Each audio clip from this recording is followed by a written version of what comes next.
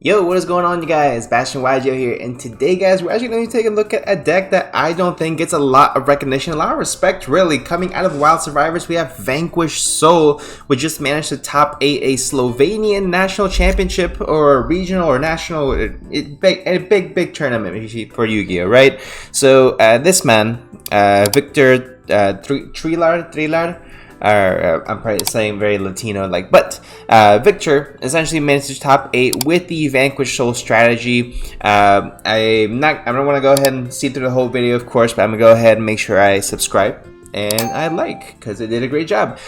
So with this, essentially he goes over his explanation of all of his cards, essentially, and we actually have the full deck profile for you guys, and I want to go over with you so that we can go ahead and see exactly what he played. So this is his entire deck list as far as that is concerned. Let me go ahead and move my camera really quick so it's not blocking anything. So Vanquish Soul, right? What does it do? Why is it good? Why is it top 8 essentially? So he did mention that he felt like he was very fortunate in his matchups, mainly because a lot of people don't really know what the deck does, what it's meant to do, what makes it so good, what makes it such an interesting strategy. So I'm gonna go ahead and explain at least my initial thoughts on the deck. Again, I have not tested fully with the deck. I did a few test hands when the deck was first announced. I was really trying to understand it properly. I didn't really like it. I pushed it away, and here we are. Now where Wild Survivors has dropped, and I still haven't made the deck. But anyway, I want to go ahead and take a look at this with you guys. So of course, this is pre-ban list, so he top 8 when Super Heavy Samurai was at the top of the game. Cashier was at the very top of the game. So honestly, a lot, very promising, considering it was able to do so well while all these other decks were actually at their peak. Now, post-balance, all the other decks have gone down in tier. Branded has gone up, Labyrinth has gone up as well, Sky Striker has gone up. A lot of other decks, Dinosaurs are coming up with the Wild Survivor support as well. But Vanquish Soul, I think, is a slept-on deck for the most part. I know it has done very well in the OCG, but I have not really, again, seen it do that much here in the TCG as far as overall hype. So what does the deck do? What does it consist of? What is it made of? We're going to take a look at some of this right now today. So first things first, to start off, we're going to take a look at the Vanquish Soul monster. So he played 3 copies of Soul Raisin, 3 Mad Love, 2 Borger, 1 Panthera, 1 Pluton HG, which just does not look at all like the other cards. Looks like it belongs in its own separate archetype, let's be real. And then we have Vanquish Soul Kaiser Valius, or Caesar Valius.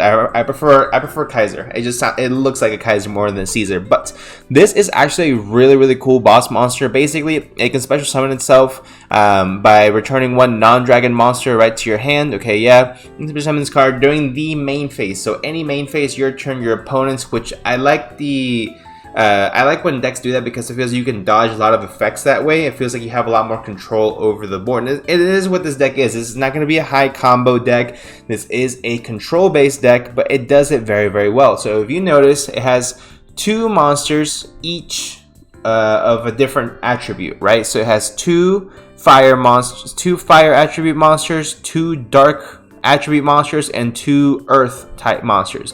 So this is going to come in very much in handy when you get to the search card, which is Stake Your Soul, which you can reveal a monster in your hand, especially a Vanquish Soul monster with the same attribute but a different name from your deck. So it gives you a lot more versatility with that. So, looking at the Vanquish Soul monsters, of course, Soul Raisin is going to be the #1 starter. A really good card, honestly. So, when this guy's normal special summon, you can add a non-warrior Vanquish Soul monster from your deck to your hand. So, you can pretty much add the majority of these, if not all of them, actually. So, you just can't search itself, which is pretty much fine. So a lot of the times, and you're going to be searching out your Kaiser Various, or Caesar Various, I should say, or your Dr. Madlove. So what I like about all these is that they gain different effects depending on which attributes you have in your hand and you are revealing. Mainly, it's primarily going to be dark, earth, or fire, which actually plays into a factor as to why he chose to play a lot of the supporting cast for the rest of the deck. For example, Dimension Shifter, the deck does not need the graveyard whatsoever. D-Shifter is a dark, you can reveal it. This specifically, none of these say specifically you have to reveal Vanquish Soul monsters, which I really like, because it gives the deck so much more synergy with cards like Hand Traps or other engines like Kashtira, which plays a lot of fire in Rise Heart and earth in Kashtira Fenrir. So you can still reveal these for cost to go ahead and activate some of these effects, and some of the effects are actually really good. For example, Vanquish Soul Raisin What you can do with this guy is if you reveal fire, this card cannot be destroyed by card effects this turn, which is fine. But it's still 1800 attack, level 4, 1500 defense, very respectable stats, I want to say. But if you reveal a fire and a dark monster, you can destroy all other monsters in this card's column. So this is one you're probably going to want, depending on the matchup. You can summon them in the pendulum column, or you can summon them in the extra monster column to be able to get as much advantage of this guy as possible. So obviously a really, really good effect right off the bat. And then you can actually go ahead and bounce this guy back to your hand to special summon the Kaiser now that he has done his effects, fulfilled it. Then you can summon out your Kaiser Various, and he actually has a phenomenal effect, which we'll get to in just a second. Let's get through with all the little ones first.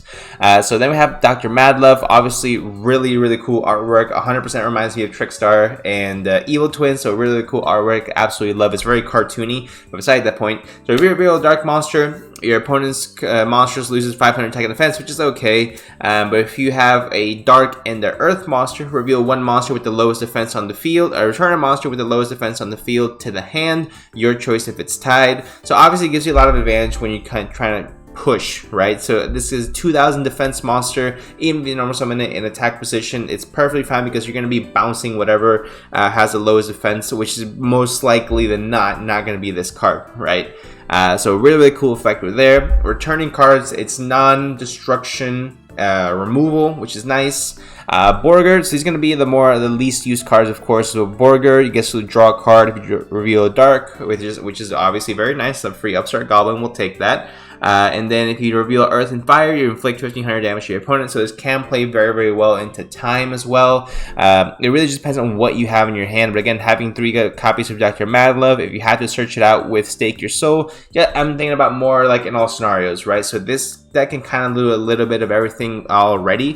The Panthera, destroy all spells traps in this card's column. Realistically, it would just be 1 spell trap in the card's column. Or you can destroy your own spell traps, but this deck doesn't really benefit from that unless you mix it with True Draco, in which case you do gain effects off that. But let me stop there. Let me stop the copium. So then we have the Vanquish Soul Pluton HG, which actually a really cool card. Again, the artwork itself does not belong in the archetype, but it is where it is. So if you reveal fire, this guy gives 300 defense at the end of this turn. Cool. If you reveal dark and an earth, this guy gives 300 attack at the end of the turn. Again, also cool. So it pretty much is like a slime token type thing. You know, it's like a Metal Reflect slime, but in a monster, and it can, you know, either switch. Either has 3000 attack or it has 3000 defense, or I believe it can have both as well. So if you reveal fire, you know, only one of these effects. So whatever, it is what it is. But Vanquish Soul Kaiser Various is actually a really, really good boss monster for the deck. So what it does, if you reveal a Earth monster unaffected by opponent's activated effects. Pretty good. Already really hard to get over. 3000 attack beat stick, Earth Dragon monster. But if you reveal Earth, Fire, and a Dark monster in your hand, destroy a card on the field. Obviously really, really good. So I mean, as far as getting different attributes in your hand, it's going to be extremely easy to do with just because you're only running monsters of those 3 attributes essentially, except for Nibiru. But Nibiru is really nice regardless. So it helps out a lot in that sense. But what I also really like about this card, of course, is that it works like a Trident, essentially. It just continues pops cards willy-nilly here and there, backed up by a Fenrir of nonetheless as well, backed up by there can only be one, or there can be only one, backed up by some hand traps like Kurikara and Ash Blossom. I just think this deck is really, really cool. I think it definitely has a... it's a slower paced deck for sure. It's not something that's going to be spamming out a whole bunch of monsters everywhere, but it has a lot of potential to be one of the better control based decks out there. It doesn't play a lot of floodgates, just one of the best ones, if I may say. Obviously not Skilljin, but there can be only one. It limits a lot of what really explosive decks can really do, so really, really huge on that part as well. It does have some decent supporting cast as far as spells, traps, and these traps aren't really all that good, but I want to say Stake Your Soul is definitely going to be the best, of course, just because it lets you gain access to pretty much your entire deck at that point, right? Also, the Small World package I really, really love because all of these, of course, you can just search through the attributes all matching. Kurikara is fire, so if you need to search, if you have HG HG in hand and you need to search it, you can go HG into Kurikara, into Vanquish Soul Raisin. So it all meshes really, really well with that, which I absolutely love. Any deck that can play Small World, I think is a deck that is definitely meant to win, because Small World is one of the craziest cards ever printed. It's just undervalued and underused because of the high cost it is to play it. You know, it works only in specific decks, but that's not to undermine this card. Small World is definitely one of the best cards in Yu-Gi-Oh! And that's no cap. That's legit. Small World is absolutely ridiculous, and honestly, it just takes the right deck to be able to play. I think the best deck before this was probably like maybe Dragon Link or DDD. DDD abused the hell out of this card too, so really good to go ahead on that punch as well. Now, obviously, there's going to be a few changes going from this deck into the future deck. Post-ban list, I should say, now that we are in the new format officially. Congratulations to all of you, welcome you to the new ban list, but of course, like Scarecrow is no longer going to be necessary, so what could you play? Maybe some type of like a branded hit for your Winter Cherries. Winter Cherries I actually really like in this deck as well, because what I love about it is that you don't need an extra deck in order to play. You really just need to link one and maybe a USA, and just so you can go ahead and steal something from your opponent. But realistically, just a link one is good enough. Special summon Vanquish Soul monsters from your hand, add Vanquish Soul monsters from your graveyard back to your hand, so it has recursion as far as that goes as well. Or, not exactly recursion, but you guys know what I mean. So I think the deck, slow-paced, not very complicated, not very complex. It has a streamline that it likes to follow. You follow the attributes and you're good to go from there. It has a little bit of column mechanics, which hasn't really been the best, but hey, Mech Knights pulled it off. This deck and definitely pull it off. It's a little bit slower than Mech Knights, but honestly, I think it has a lot of potential moving forward to be, like I said before, one of the better control decks in the format. Excuse me there.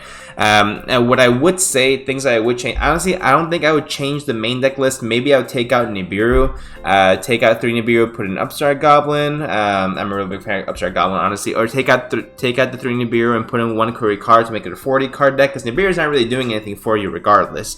It's a light monster, like it's ugly, you know. Everyone plays around Nibiru, so I'll probably take out Nibiru, put in 1 more Kurikara, that way you can have an additional fire monster in your hand to be able to reveal. Or maybe a Kamungus instead of the Dogoron, so you have an additional Earth to reveal, because you already have quite a few fire monsters in my opinion. But I mean, it's what it is. Essentially, it's a very even style deck. And I'll take out the Super Heavy Samurai Scarecrow, put in something like a what does Branded use? Or you could go Sky Striker route and take out their take out the Kagari, and that would do a lot. That would do quite a lot against that deck. Just not being able to get the spells back from the graveyard, or I guess they do have the multi-roll. That'd be tough. Maybe Shizuku. Maybe Hayate? No, one of them for sure. So honestly, I like the deck. I like the direction it's going. Is it going to be one of the most viable decks in the next format? As something that we'll have to see. Realistically, it's only had one real showing. I think it top 8'd this. I believe it top 64 the Italian regional, if I'm not mistaken, or Italian national. So if you guys are interested in that, let me know in the comment section down below. I'll go ahead and do a reaction to that guy's deck profile. But yeah, let me know what you guys think of Vanquish. So in the comment section down below, guys, is this going to be one of the next best decks in the format, or is it just OCG Copium? Let me know in the comment section down below. If you guys did enjoy, leave a like, subscribe, and I'll see you guys in the next one.